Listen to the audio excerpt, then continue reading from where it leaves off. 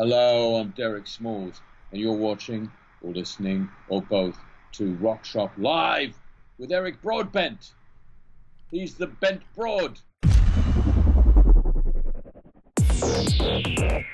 You're watching Rock Shop Live, brought to you by Stewart Travel Guitars.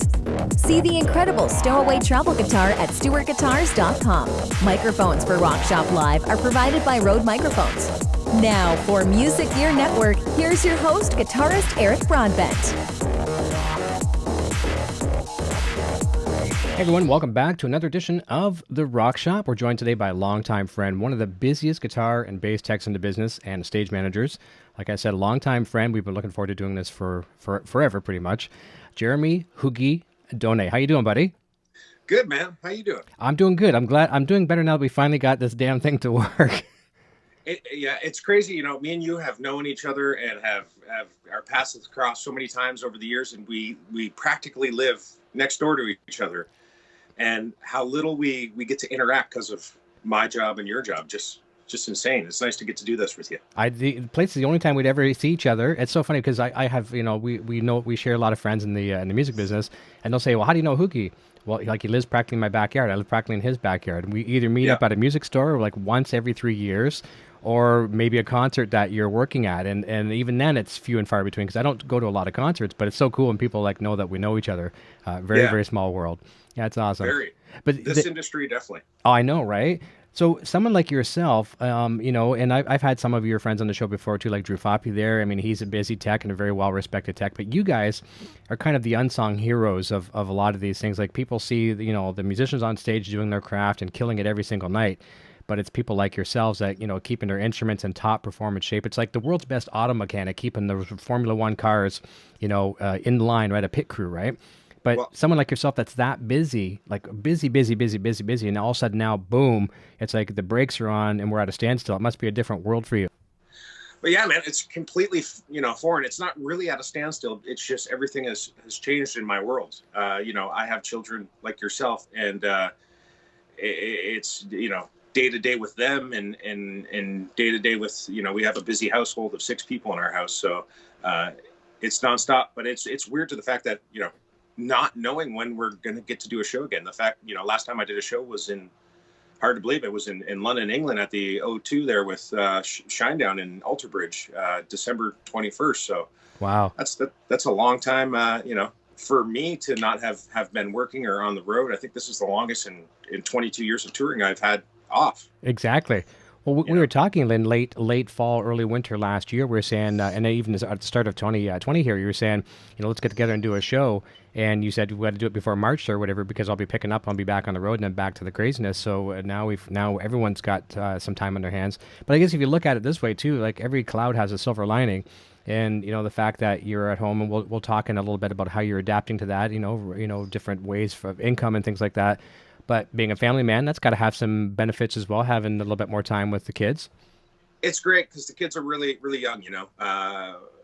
I've got 4 and they range in ages of 17 months to 14. But the 3 younger ones, they're 6, 4, and 17 months. So it's awesome to be with them and interact with them every day. It's going to be a little shock when I leave. They're going to be, you know, so used to dad being home 24/7 that they're not going to be too impressed when dad goes back to rock and roll, as they call it. Yeah, I agree. I'm not sure if you ever saw this old Saturday Night Live episode. It goes way back, and it's a Van Halen reference. But did you ever see that episode where Eddie and Valerie were on the show, and it's called Dinner with the Van Halens? I did. It's been a while, but yeah, that's a good one. Okay, well, here's the reason why I'm bringing this up. You know, basically, Valerie's saying, obviously this is when they were married. They're like, would you stop bringing your work home with you? And they got, okay, warming up the phone, check. The phone's good to go. So I had these weird visions of you with the kids having mic stands around the living room and having the kids running and knock over mic stands and knocking a guitar to tune just so you can do some practicing. Have you seen the new meme going around with the barricade? How people are saying, I'm going to buy one of these just to stand behind and watch my YouTube videos of concerts? No, that's awesome. I've seen that one going around, and then I added to the fact I wonder if my kids could lift me up and I can crowd surf. Well, in the living room. You got a few kids. Give it a try. Maybe you might want to practice with them first, them first. Yeah. No, that's a great story.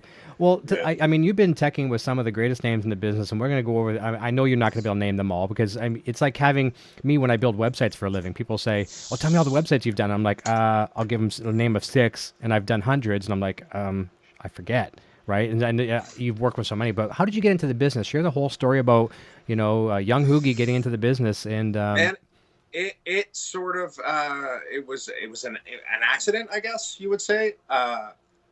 I moved away to Vancouver when I was really young. My mom moved out there, and I ended up following. And I started going to concerts and stuff. Vancouver had everything. Like, I mean, where we're from. Mhm. What is Chatham Kent? There's 100,000 between the whole county, 150,000 or something.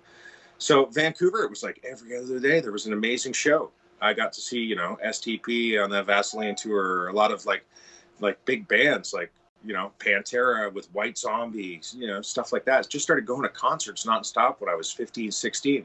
And from there, my stepfather worked with a guy by the name of Garth Allen, who was in a band. He was the frontman for a band at the time they were called Jar. They later changed their name when they signed to Columbia Records to Flybanger. But I started hanging out with them. I was, 17, 18, started going to all their shows, and I became friends with the guitar player. And then he was like, "Hey, you want to push my gear? Help me, get into the venue." And I was underage, so here I am sneaking into venues at 18, helping him set up. And he showed me how to restring a guitar. And it just sort of all snowballed, I just kept meeting bands. I kept, I worked with them. Then I got in with Network Records and I, kept making friends with the headliners. And my biggest joke is I just keep doing it until they realize I don't know what I'm doing, and then I go to the next group. Yeah, like you just look the part, right? You carry a guitar case, you look like the part. You got a backstage pass, you're good to go. Hey, come on in. Yeah. So yeah, I mean, and I've been very blessed. I've seen the world. I've gotten to go to 58 countries. Like you mentioned Drew, like he's the, he's elite, man. And I've got to work alongside with him with Lamb of God years ago. It's just been a very interesting career that just sort of, landed in my lap, and I just keep trying to keep the torch alive, right? That's awesome. Well, that's the thing too. Like a lot of us, even myself, I never played it. I never played, to the point where I was doing world tours of any kind. I mean, basically, I got into the States a little bit and a lot in Canada. But there's a lot of places in the world I would love to see, and you've got to see them all through music. I mean, pretty much every place you'd ever dream of seeing, you've had the opportunity. Do you get a lot of time when you've been on the road a lot? I mean, I think it's fair to say. I don't think it's any disrespect to the artist. I think you're busier than the artist. Your crews are busier than the artists. They show up to do the sound check, and it's not a gig for them either. But there's a lot more behind the scenes work. But do you get to enjoy some of the landmarks around the world? Are you in a city sometimes for a couple days and get a chance to take in the sights? I wouldn't say we're there for a couple of days, at most a day here and there. Mm-hmm. Maybe once a week we get a day off, depending on how gruesome the schedule is how adventurous I want to be that day. If you're in the middle of Iowa and there's just a cornfield next to you, you're really not wandering around. No. But if you're in the middle of Amsterdam, or if you're in the middle of Berlin or whatever, you're gonna go drop your bags off, grab a shower, and then go take a walk and just see things that you've never thought you'd even have the opportunity to see, right? Exactly. Well, it's so nice too. I mean, even if it's just a glimpse, at least you were physically there instead of just looking at a photo on social media or something like that. You were physically there. Yeah, that's awesome. Definitely. Yeah, that's a few of the places that just have always stuck out. Just getting to go to like places like Israel. Oh yeah. Or going to Russia or Greece. Like, I'm from Tilbury, Ontario. There's 6,000 people in that town. Yeah. 2 traffic lights. Yeah. And here I am on the other side of the world in Israel with the Lamb of God. That's right. And I'm from even smaller town. I mean, I moved out of the town. I won't say exactly where I am. Some people know, but I'm from even a smaller town. I moved away. You moved to a slightly bigger town, about 50,000 people, whatever. Yeah. And I'm in a small town with 1 traffic light. So you're a metropolis. Your home is a metropolis to me. Yeah, but my family's still there. I always make it back to there. Yeah. You always know where to find the same people there. you know, your old buddies from high school and that. So That's yeah, right. I love where I'm from, and in Chatham, Kent, it's a great area to be in, especially for a family. It's very quiet. It you is. know? And that's what made us move to this smaller even community as well, too. Smaller town, village, I guess you call it city. But it's just better for kids, you know. And when we first got here, too, it was so funny. You know, people would be like driving at about, here for our American viewers watching us, we're going to be talking in metric and kilometers. You know, we'll convert it to the national, imperial measurement, miles per hour. Cars were driving by the streets about 15 miles per hour, maybe 20. Yeah. And I'm like, oh my God, come on, please go, go, go, go, go. Now I see someone driving at 30 miles per hour, and I'm like, slow down, you know, speed racer. You're going too fast. Yeah. That's always a conversation in my car. I feel like I drive slow, and sometimes I get reminded. Yeah. Where are you going? I'm like, well, I'm not in a rush. Why I got to rush down the road? Yeah. But yeah. I was embarrassed one time by one of these elderly drivers. Now, here again, too, I'm driving my Camaro in the wintertime, which is you just don't do, but unfortunately I have one car, and I have racing slick tires, and I'm just going out of my small town on the main road going out towards the 401, and this old lady, you know, I can barely even see her head, and she's driving a Prius, and she goes by and she flipped me off. Because I'm sitting there just basically spinning in my Camaro, and she goes by in this little Prius, and she flips the bird, and I felt like the most horrible. My ego was like just smushed like this instant. It's embarrassing. Now, our winters are very long, being, you know, the start of May, and it's snowing outside right now. I know. I got a buddy in Toronto right now. He showed me. Well, he didn't show me. He posted. I saw it. I commented on it, and it looks like a foot of snow. Yeah. I'm like, come on, man. Yeah, I saw a good meme. 2020. Go ahead. 2020. I know, right? I saw a meme the other day. It's like basically, okay, I got to hurry up and go out and cut the lawn before it snows tonight. Yes. It's just... I actually did that on Wednesday. I did mine, and Thursday I did because I've been helping out my dad because I'm home. So I went and did his because I knew Friday and Saturday we're getting snow. Yeah, I refuse to cut the grass and then shovel snow. It's not going to happen. I'll just let my grass grow for a little bit till we're out on the other side of this crazy storm, or not storm, but weather, and then I'll get to it for sure. But I got to get out there and get mine done too. It's long overdue. But let's jump over and I here again too. I'm not going to put you on the spot and name all those bands, but it'd just be nice for people to get a context of. Like you sent me one of your resumes. And I'm like, holy crap. I mean, just the people that you've worked with. I mean, people in your line of work would love to work with those. Share a few that you've worked with and, some of the experiences you've had with them. God, it was like I said, I was a kid when I started, and it was with the band Jar. They ended up changing their name to Flybanger. They had another band at their management company called Noise Therapy. And Noise Therapy was the first band, Jar I did regional stuff with. Noise Therapy was the first band to take me across the country. We went to New York City. We did a show at CBGB's. I was 20 at the time. I definitely had a fake ID, but that was the first band to take me, on the road, and it was just such an eye-opening experience getting to go to these places, and it was the 5 guys in the band and myself. We would use whatever local front of house guy, and I was setting everything up, the drums, the keys, everything, the guitars, the works. Mm-hmm. And then from there, I got into it with Network Records. And Network was great. They ended up starting me out with, it would have been Jet Set Satellite at the time. I remember that band, yeah. They had that Baby Cool Your Jet song. Yeah. And Gob, got into it with Gob a lot. Mm-hmm. Did a lot of stuff with Gob. And then I ended up meeting Treble Charger. And I worked with Treble Charger for about 3 years. They had the American Psycho. Oh yeah, that was a song. Huge hit for them. Huge. That was huge in Canada. Mm-hmm. That was all over Much Music at the time and stuff. Yeah. And a lot of people don't know this, but the singer of Treble Charger managed and at the time did a lot with, was really responsible for breaking out Sum 41. I didn't know that. I found myself working for Sum 41 a lot when Treble Charger was off the road. And then it was 2003. We were at a festival, and Treble Charger was about to end their record cycle, and we were doing a show with Sam Roberts. And I knew the gentleman who was working for Sam, and he's like, "Hey, I need a guitar tech. When do you need them? Starting now." Fantastic. I ended up being with Sam right up until 2000. Till we did a show ringing in 2005 in Edmonton, and I was with him. That We Were Born in a Flame record. He won the Junos on. Nice. That was really cool. Cool experience. watching him blow up in our own country and stuff. But we didn't go outside of the country much. And it was in 2005, front of house tour manager friend of mine who had me out with Treble Charger, Fabricio Del Monte is his name. He works with Live Nation and stuff now. He brought me out with Theory of a Dead Man. And that's, I think, where we started bumping into each other. Yeah, a lot because of Sandra.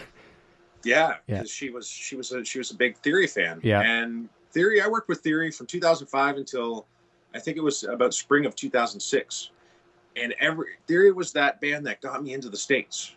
Nice. Every band that we opened up for in America, I ended up going on to work with. I ended up going out with Breaking Benjamin, taking care of all three guys to begin. And when it was done, I was taking care of, at the time, Mark James, the bass player, and Ben Burnley. Then I went to, I started filling in for a buddy with Stain and taking care of Mike Mushak. And I've been on and off doing the Stain stuff for years now. I was supposed to actually do some dates with his newer project, Saint Sonia, in the middle of March in Ontario that got pulled a few days prior to it happening. And then I think it was 2007, I got into it with Shinedown. And I've been with Shinedown on and off since 2007. Originally, I started teching for, Zach was playing bass, and the guitar player at the time, his name was Jason Todd. He went by Striker. And they went to record a record. When they came back, it was pretty much the lineup they have now. And yeah, it was 2000, would have been 2008. I met Eric and started working with Shinedown. And I worked with them until about spring of 2009. And we went separate ways. And that was where I got a phone call from Breaking Benjamin's manager, Larry Mazer. Mm-hmm. I don't know if you know Larry. No, I don't. Larry worked with Kiss. Cinderella was his band that he really broke. But Larry called me up and he's like, "Hey, I heard you're available. I got this band called Lamb of God." And he put me out with Lamb of God. And Lamb of God was the band to take me around the world. We went everywhere, 58 countries.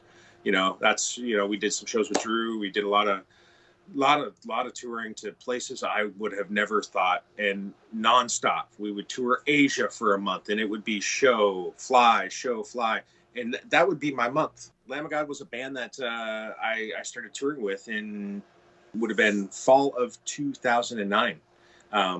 Actually, I the summer of 2009, I did some shows with Finger 11, which were buddies of mine.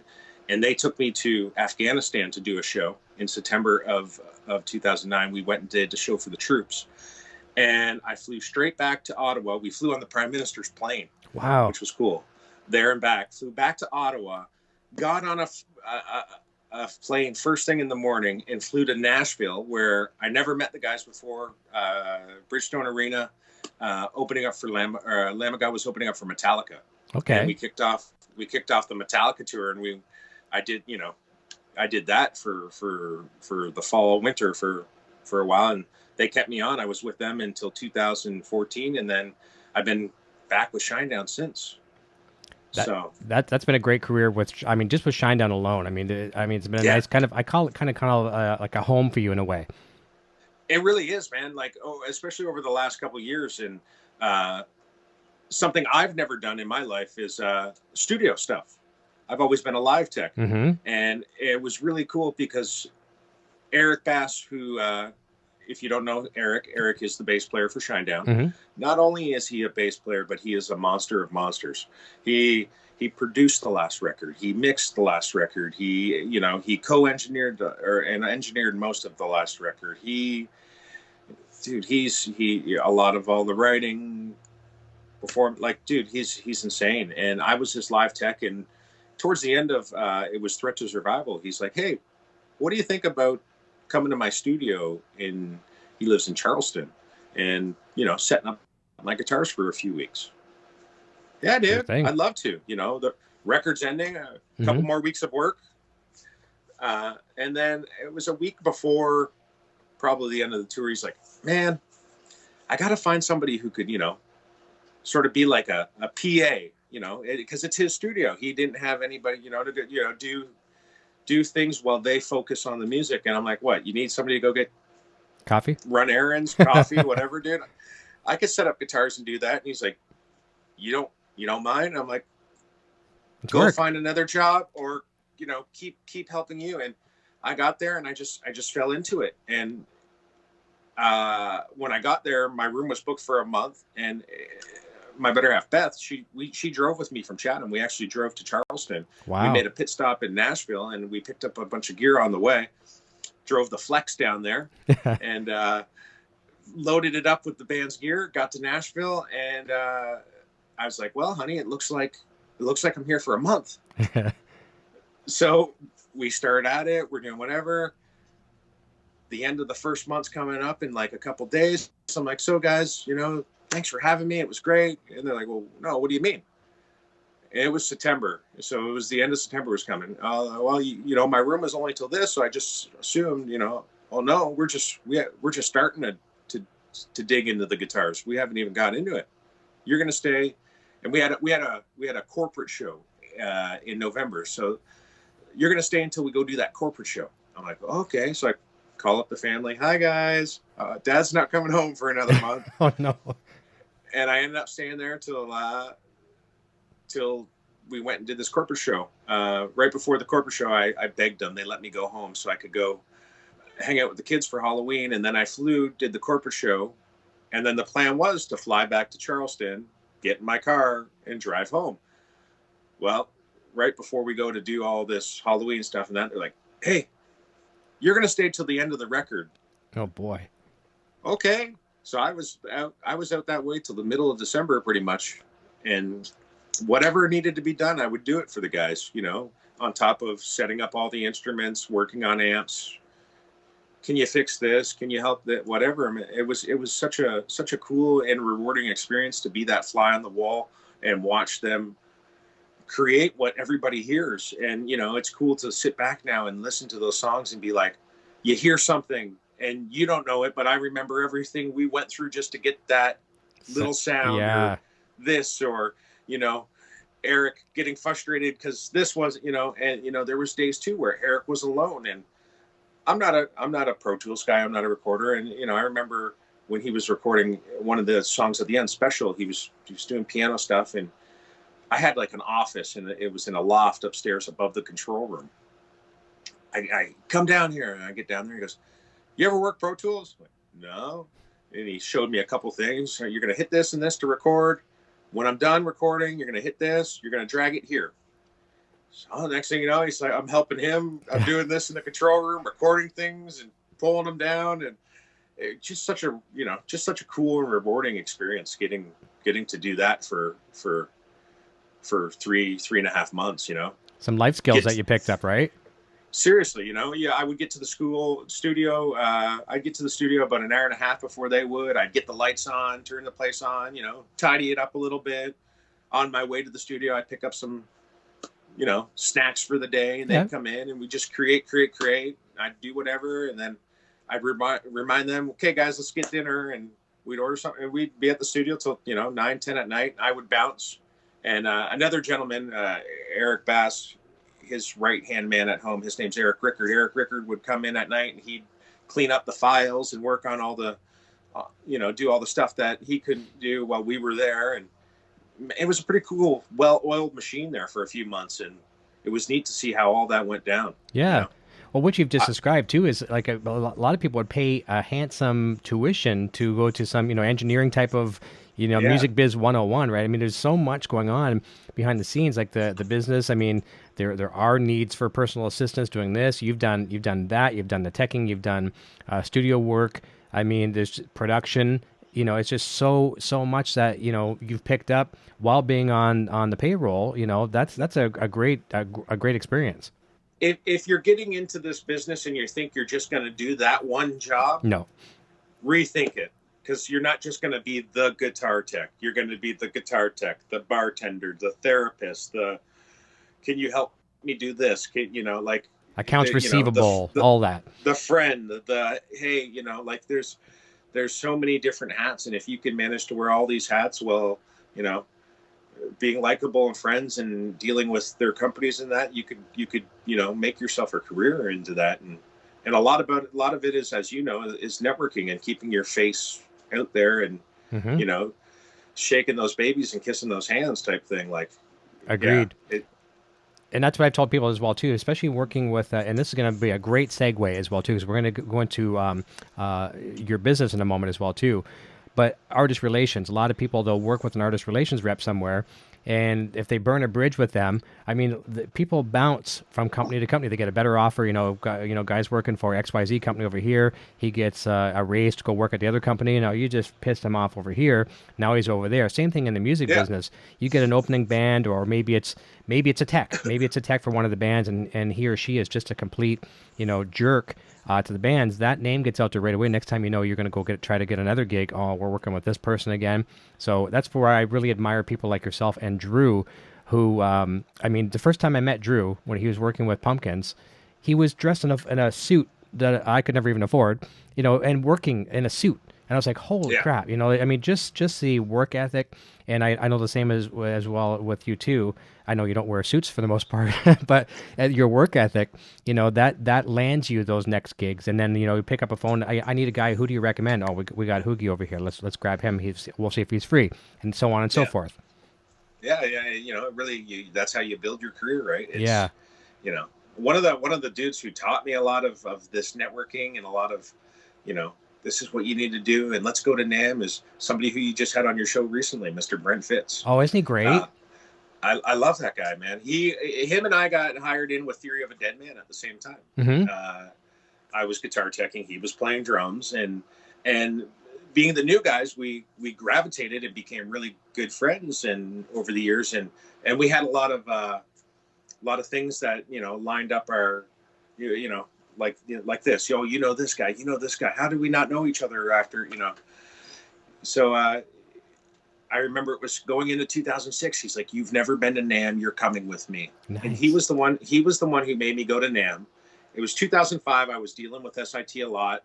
They were kicking around the idea of bringing me in to do outside sales and artist relations, especially in Canada, because I was getting on a lot of bands. Mm-hmm. I was getting on, treble chargers. Sam was using the strings. Theory of a Dead Man was on the strings. Thornley played the strings for the Thornley records. Just a lot of different artists were using the product back then, and I was bringing them in the fold. So I went to NAMM with Fitz, and he was the one who pushed me and was like, "Hey, you go meet those brands you deal with." And it started with SIT strings, and then in-tune guitar picks, and just sort of snowballed from there to what we got today, WB Gear. That's a perfect segue. And so all this time that you've been doing this crazy work on the road, you've managed to start a company, and I know you've been running it for quite some time. So tell us a little bit more, other than what you just said there, about WB, and I'll have the link in the description as well too, wbgear.com. But it's kind of a portal for many companies, for bands looking to get some exposure, possibly some, sometimes in some cases discounts on instruments, or to be represented a little bit by some of these major companies. Tell us when you started it and how it's gone so far. Well, it was probably, I got out of, as you know, we were doing concert promotions and stuff in 2005. And back then, I don't know if you remember, Eric, what we called the company. Oh, yes, I do. You want me to say it? Go ahead. Wetbox. Wetbox. And you know why I called it that? I have ideas, but I don't want to go. I don't want to be that little 12-year-old giggle. No, so you go ahead.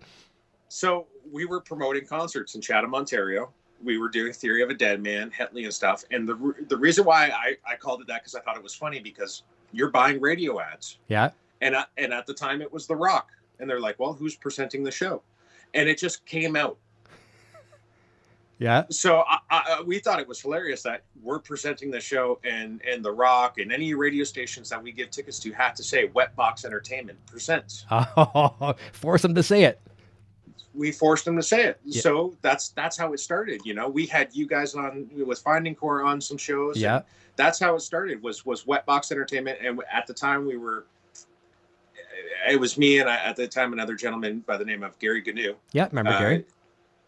Me and him were sort of managing or working with a local band called Room Without a View that was sort of doing a lot of stuff in the Warped Tour scene. They won that Ernie Ball battles of the bands and stuff. Well, we were sort of managing, I guess you would say, with them and doing shows and that. And then I started dealing with SIT, and they were asking us to get them more artists in that. And Well, I thought could be pretty cool. This could be another, in this business revenue stream, right? Right. But I knew in my head I couldn't call that wet box, right? So I shortened it to WB Gear. Perfect. And it would have been 2006. WB Gear sort of was formed, and it started with SIT strings, and it grew from that to In-Tune guitar picks and Bestronics. At the time, they were GuitarCable.com. They make all our cables. If you haven't seen their stuff, definitely take a look, man. Yeah. They're top of the line. Worked with a lot of different artists, and it just kept going from there.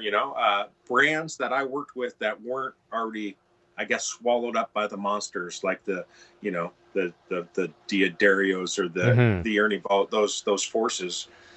I just started bringing them all together and helping them get artists of different levels, from the stars you see on stage or have on your channel to, the working musician, like yourself, helping facilitate different levels of deals, getting them on the company's webpage, stuff like that.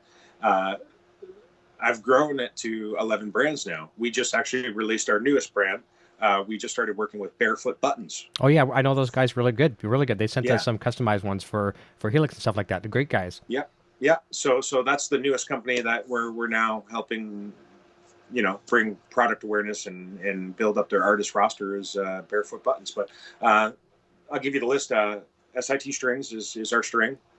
Prestige Guitars is a guitar company out of Vancouver, BC. In-Tune guitar picks. All my guitar picks needs, all the custom picks that you see with a lot of the bands I tour with, that's who makes them. Mental Case. They make all my custom cases. My workbox, any of that stuff you see with the bands I tour with, I get them to make my cases, my vaults. They're out of Nashville. The cable company I already mentioned was BTPA. Big Ben's Nut Sauce, a product that you're aware of. Yep. A lot of people who don't know it, it's a sauce that you use on the nut or the bridge or any spot that the string comes in contact with the guitar. Guitar Gifts for You is a strap embroidery company. Nice. The owner of SIT, it's something he had, so it just made sense to include them. Rev Amplification. Great company out of Canada, Winnipeg. If you haven't checked out their G series yet, they've got these amazing pedals, the G2, 3, and 4, and they just dropped the G20, which is an awesome little amp. As well, Neat Audio. Neat Audio is a guy from, he used to work with Sweetwater. His name's TJ. He does Pro Tools playback rigs. He can make full-on in-ear setups, stuff for you to travel with. He's got a resume. Post Malone, 21 Pilots. Wow. Those are some of his clients that have purchased his rig, and he works with closely. So Neat Audio, they can help you in that world if you're ever curious in regards to how to make a rig and whatnot. But yeah, those are some of the brands we work with and we facilitate. And when you sign up with WB Gear, there's an artist application. It's the information that we need. These companies, they want to know what you're doing. They want to see that you have something, some following. If you're Joe Blow who's just signing up and you got 20 followers and there's no activity, I apologize. It's not me that's saying no. It's these companies that, that's one thing people don't realize. Sometimes I'll get an application and, come on, man, that's not fair. You're not endorsing me. Yeah. I mean, I wish I could give everybody, something. And yeah. Well, the world's changed so much too. I remember how, and we're going to jump over to PRS in a second because we have a mutual connection with that, or kind of a nice, actually a several friend connection. But, back in the day, these artist relations, if they had forums on their websites, and we're going back to the days when websites just kind of started, the qualifying questions would be, how many national tours do you do a year? What's your gross? What's your album sales? What are your plays? Blah, blah, blah. Now it's more or less, and especially now during these crazy times, but now it's like, okay, you share all your social media profiles, how many followers, how many subscribers, how many spins on Spotify, blah, blah, blah, all that kind of thing. It's totally shifted, but I totally get it. And yeah, the website's great. We'll share it again, like I said, in the description down below, and we'll direct people to that. But going over to a company that you helped me with, and we had a mutual friend there over at PRS Guitars, Paul Reed Smith. I mean, I know you worked with them closely with Theory of a Dead Man, and I even saw them playing they had some beautiful PRS guitars. But we had a great friend, who's now passed away, Grover, and he was just an amazing individual. You and I have shared so many stories off air about him, but he was one of the best, man. He was one of the best in the game. I first started working really closely with PRS. It would have been 2005, right around that whole lawsuit era. Yeah, when they with the Gibson, do single cuts, stuff like that, with Gibson, and the gentleman who I dealt with daily his name was Win. Yep. I don't know if you remember Win. Win Crozak. But Win was just getting too busy, too hectic, and he called me up. He go, "Hey, Hoogster, how you doing, buddy? I want to introduce you to my new right hand man, Grover." And man, Grover was we hit it off from the word go. He was somebody you could just call and have conversations, not even about guitars. Yeah. He was a friend, you know. He was always there for anybody I wanted to, introduce his brand to. He was, from Theory going on to Shinedown, working with Breaking Benjamin, that company was back in that era was always great to work with. Later on in life, I ended up going on to work with Blackstone Cherry, our mutual friends. Chris, and the guys. Chris. And I remember when I started working with Blackstone, how it happened with the Blackstone thing was I had a hiccup in my tour schedule. If you recall, Lamb of God, in 2000, I think it was 12, we flew into Czech Republic, and Randy got detained, and we went through that whole 8 or 9 months, and I ended up working with those guys in between a record and that whole time of life. But I remember being there, and Chris was like, "Who? I gotta ask you. I got no guitar company. He was playing tellies at the time. He had a bunch of different tellies. What would you recommend as the best out of the box, in your hand, like, wow, guitar? No upgrades needed. No upgrades, just like it's built for touring." Well, Chris looks at me and he's like, "Well, who, man? I got to ask you, what guitar out of the box do you recommend? What is the best built for what we do instrument?" And I looked at him and he's like, he started looking at me. "I know what you're gonna say," and I said, "Dude, PRS has always at that time been the best. This is before the whole SE started coming out and all that. They were tanks. You get one of those single cuts, they were a force to reckon with." For sure. So he shook his head at me, man, and he's like, do you think they would let me try one? And I remember calling Grover and "Hey, Grover, I'm out with this band right now," and he's like, "Let me send you something." Grover was right on board, right from the get-go. Nice. And I think Chris was pretty surprised. Like right away, we got him it was a single cut, a white single cut. And that thing came out of the box, and I remember him putting it on, and he's just playing it, and big old grin on that guy. It just comes out, and he's like, "Man, this thing feels like butter." And he just loved it, man. Plugged it in, and it was a monster. And I think by the time I left Chris, over a 4 or 5 month span, he ended up getting four instruments out of them. That he got rid of everything else, and then a couple years later, here he is. He's got his own signature model. Isn't that something? Yeah. Yeah, good for him though. He sent me a note because the one day you and I were talking on the phone. Goes back about 2.5 weeks, maybe 3 weeks ago.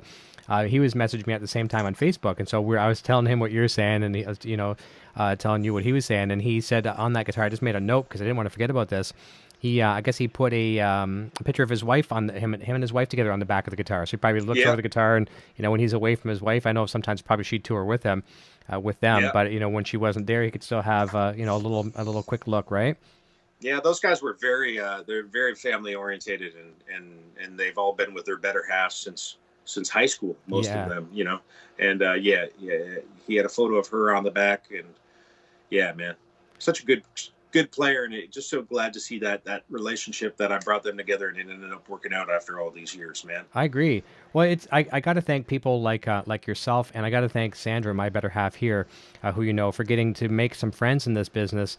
And I'd be lying if I didn't say it was because of Sandra. I become very, very good close friends with Chris. Chris has been on our Helix Hour show quite a few times. Probably about 3 or 4 times, and because he's using the Helix product when he tours and recording and things like that. I just saw he released his tones and stuff. That's yes, great for him. I'm very excited about that. So that's what we were talking about that day. Literally that day he says, "Hey, you want to try something I'm putting out? I'd like you to hear it first." And their impulse responses, basically, I'm not sure if you know what they are, but they're simulated sound samples of speakers. Yep. So so it's basically just a pulse, right? And you put it in your device, and it's like using a speaker. And he's going to be releasing them. And I told him the night before I was getting them on my Helix, and that's as far as I got. And then I said, I'm not just going to play them and say, yeah, they're good or they're bad. I said, tell you what, I'm going to film a video, a private video. I was going to share just with him. And I put it on my YouTube unlisted, but I went through every impulse response that he made. And there were some I didn't like as many as others, but there were none that I didn't like. So, I mean, the ones that I didn't like or that I didn't like as much were probably better than most people's impulses out there, and the ones I loved just to die for. So he was pretty excited about it, and he was happy that I went to that measure to share it with them. But he's become a good friend, and it was all because of Sandra. One day she said, "You got to get Chris from Blackstone Cherry," because she loves his voice, right? Yeah, and his guitar playing is just off the charts. But she says, get him on the show. So I guilted Chris, and I said, Chris, if you come on the show, like, you'll make me like, the number one spouse on the planet, right? And how can you say, because he loves his wife so much, how could he say no to that? Unfortunately, he didn't. And here we are now a few years later. And he's coming on the show again in about, I don't have the exact date, but he's coming on in about 3 weeks, and we'll be talking about those things. So a fantastic story for sure. But yeah, I mean, the career that you've had, the circle of friends that we share, it's just been fantastic. But another thing I'd like to ask you about too, because you're not on the road now doing the work that you're doing, can you share with us some ways that you've supplemented your income, still keeping in the tech world? I'm just trying to keep busy home. I enjoy working on guitars. So a few friends have been dropping guitars off at the house, and it went a few months where I didn't touch anything. Mm-hmm. And then, it's been nice to just sort of clear my mind and restring a guitar, do that stuff that I've done for so many years that you take for granted. I've been doing that type of stuff. Obviously the artist relations and just trying to get creative in that world. Other things that we can do while I'm off. SIT Strings, we're going to start doing a Instagram live series. Nice. We're going to start off with our signature series artists. We're going to do some with Eric and Zach from Shinedown. We'll probably have Dave Ellefson, Megadeth on there. Mm-hmm. Wayne from Hatebreed. Aaron Patch from All That Remains. We'll see how that goes. I don't want to stop that stuff. No. The things that I'm doing now and I'm getting creative with now, I want to try to be able to continue even after we get back on the road. Yeah, that's going to be less and less time for me to have to myself, but I don't know, man. It's fun. It's fun doing. Yeah, that's cool. Well, when we get back to normal, whenever that may be, and it's one of those things I know we all feel it in our pocketbooks. We want to get back to work, and I work from home, so I haven't really stopped working, but I could certainly be busier, and I look forward to those days, as we all do. But when it's safe, we'll get back out there. We'll go out and have some concerts. We'll have some fun. You'll be working. But as we wrap up this, this segment, what advice could you share to someone that, thinks, okay, well, I'm not necessarily going to be a guitar player, or maybe I'm going to play guitar, maybe I'm going to play bass, but I really like to do what Hoogie does and Drew does and all these guys out there making, guys and girls, and making these artists, shine the way they do. They want to get into the world of tech. Maybe just a few things you could share, some advice for them. Obviously, you don't plan on getting rich quick, build your resume, but share some advice. Well, definitely, don't plan on getting rich quick. It's taken me 22 years to get to this point of my career. The last decade has been very good, but there was a lot of, eating Mr Noodles in the back of a van, and there's a lot of sweat and blood and tears put into being on the road. it doesn't happen overnight. I started out with a young band. They had a lot going on, and I just started hanging out with them. And I built a little tool kit, and I knew a guy who was a guitar tech with Biff Naked at the time, and I asked him some advice. His name was Kevin, and he said, "Oh, get some tools like this." So I made a little fly kit, and I would go out and restring a guitar and stretch the strings and set up stuff, and it just kept building from there.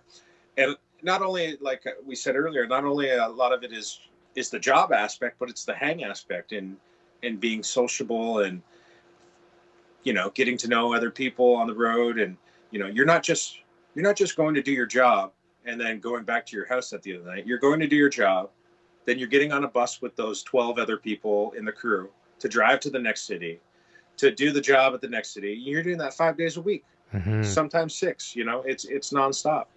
So it's not just 100% about the teching aspect. It's a lot about the everything, the day to day, how you deal with people, how you deal with locals, how you deal with it all on the road. Being a people person is very important because you're going to be spending more time with that family than you are your family. It is, and that, like you said earlier, Shinedown has turned into a family. Yeah, like I've probably about 8 years over my 22-year career, I've worked with that band, and they were around with and have seen my kids born and stuff like that, and just yeah, it's very interesting how it's all rolled, and you never know. And one thing too, like you're going to meet somebody one day and you might think you'll never see them again, or you'll go on tour with somebody for a month and you're your best friends, and then you're not going to see them 8 years down the road, and then you see them again and it's like nothing was ever left off. Yeah, it's crazy. It's crazy the connections you make over the time. And music can show you the world. I mean, if you're lucky enough, as yourself, and you build up, you might just get, if you're a Canadian, you might just go through a couple provinces, or you might, if you're lucky, get into the States, or you start building that resume and you start to travel the world, and you never know what can happen. So, always, this is a motto I follow, and I'm sure you'll agree with it. Whenever a person applies for a job, you put everything into your interview. You put everything into it. You get your hair done nice, your suit or whatever, blah, blah, blah. Whenever I would get a job, and it's funny you talked about The Rock, I ended up working at that radio station and the company for about 7 or 8 years. But whenever I was there, I was always acting as if I was interviewing for the job. And I think that applies to anything. Even in the world of tech, you're always, okay, well, I've got this gig, but I got to be interview mode all the time so I don't lose that gig. And if another one happens to come my way, I got it. Yes. And you also got to remember too, like you're working. It's not a party. Yeah. It's not. It's a business, especially at that level. The amount of money that goes into a production with Shinedown, man. Like we're rolling with 7 trucks deep. Wow. 8 trucks deep in America, My backline pack is 25, 30 feet of a truck. That's just backline. Yeah. So you're not, it's not their party, hang, drink. So no. Yeah. Those days are long gone. And if you're business orientated and you're, want to make a career or something, it can be done, Yeah. Any man or woman out there can definitely do it. And, well, good advice for sure. Have fun doing it. That's right. That's right. So listen, this has been an absolute pleasure. We'll be wrapping up here in a moment, and I'll say goodbye to you we're not on the air, but I'll say goodbye to you, and we'll roll out our credits here. But it's been nice to finally do this, and we had a couple technical hurdles which were on my part, and it's so embarrassing. I upgraded my Mac from the last time I had a guest on the show. I upgraded my Mac, and didn't... Who was your last guest? Okay, I think Brent might have been my last one. Let's blame him. Okay, we'll blame Brent. He's not here to defend himself, and I'll send him a message. Him and his sister are coming on within the week or so too, which is gonna be fun. Nice. At the same time, so we'll blame Brent, and I'll have to blame somebody else when I'm talking to him. But anyways, it was a security issue with my Mac. I couldn't share screens and stuff like that. So that's out of the way, and I finally felt good. Now I can just sit down, no stress, no nothing. And hey, you know what we should both do? I know what you're working on today, because Mother's Day weekend. It's also our anniversary tomorrow. Sandra and I, 16 years tomorrow. But amazing! Congratulations, you guys. Thank you. But happy Mother's Day to all the awesome moms. This video will be up in time for Mother's Day. So happy Mother's Day to all the great moms who wouldn't be here without. And you're doing something special. Can you share with us what you're doing? Tonight we're having my mother over.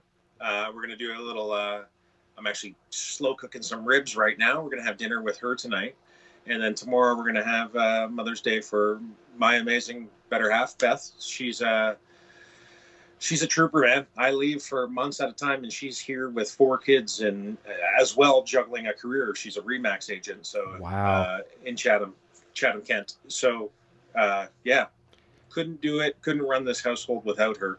So tomorrow we're gonna.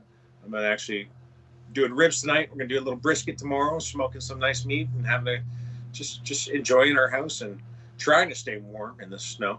Yeah, I know, right? I'm getting a bit of a treat tomorrow too. It sounds kind of silly. It's Mother's Day and she's cooking for me, but it's something she wanted to do. So one of my favorite dishes, she's cooking me some, barbecuing me some lobster, so doing some scallops, nice russet potatoes, and we'll probably have a nice ribeye of some sort in the mix as well too, and maybe a nice tall glass of red wine. Oh man, it's gonna be a great day for sure. So thanks to all the moms out there, the great women. I mean, as you said too, it takes a great partner to encourage you and push you to do what you do. I mean, because not everyone is from that that cloth, so to speak. Oh yes, it's definitely. I know it's definitely a lot of learning and a lot of ups and downs, and I'm very, very fortunate and thankful that she's supportive and is very strong and able to take care of all of our hockey team, I would say. Yeah, that's right. when I'm gone, Yeah, well, a great woman for sure. Well, I encourage everyone that's watching this video up to this point here as well too. If you're new here to the channel, please hit that subscribe button, turn on post notifications, and as I talk about that interview mode, I promise to work just as hard to keep you as a subscriber as we did to get you. Please visit the links down in the description down below to check out Hoogies. Links to wbgear.com, and if you're an aspiring artist looking to possibly get some endorsements, if you have a bit of a following, things like that, follow the criteria. There's a questionnaire you can fill out, or you can just be introduced to some really cool companies that you may have not known about as well too. But we'll get you back again down the road, and let's hope it's sooner than later that you'll be back working, as long as that's safe, and we'll see. We'll pick back up and maybe carry on the conversation from there. But really appreciate your time today. This has been a fantastic sit-down and discussion. Awesome. Thanks for having me, Eric, and be safe out there. No problem. I'm going to roll the outro credits, everyone. We will see you next time, and until then, cheers. Hey, you're still here? Eric Jr. here, reminding you to check out our full lineup of quality merch. Available right now in the Broadstash Boutique. Quality products and fast shipping. Visit broadstash.com today. Video production services for Rock Shop Live are provided by Design 39 Media. Visit design39media.com for all your website, photography, and video production needs. Microphones for Rock Shop Live are provided by Rode Microphones.